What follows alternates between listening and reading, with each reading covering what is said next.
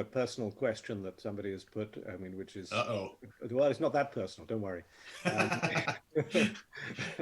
it's something Jake Elmore is asking what your advice would be for those of us who are learning Japanese and plan on working in translation and localization. So, Is there something about getting onto that area now that you can share from having been on it for 17, 18 years?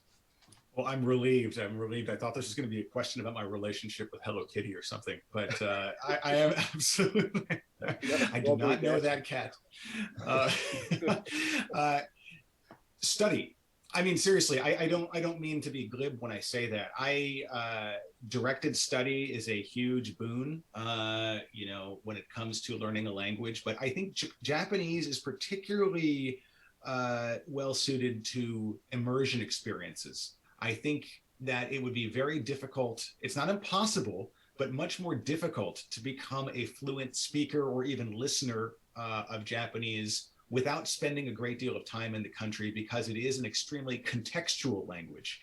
As people who have learned and speak Japanese know, Japanese speakers often omit subjects from their sentences. You're supposed to, what is said in Japanese, ky, to kuki oyomu, to read the air and kind of intuit the context of things being said to you. That's very difficult to pick up from textbooks.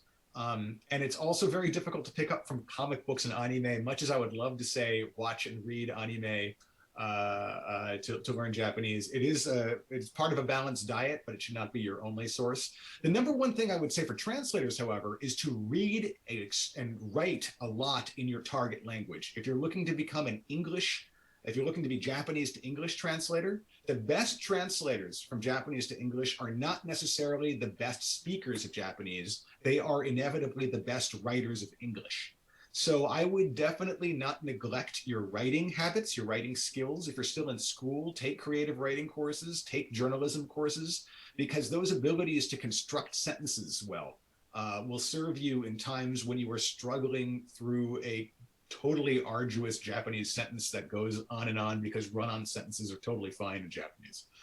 So, as any translator will tell you, I used to be a patent translator, and literally we would get a sentence that was a single page, uninterrupted. Sometimes that was a great experience, getting thrown into that deep end to learn how to be a translator. So, also trying to find an in-house position where people can mentor you.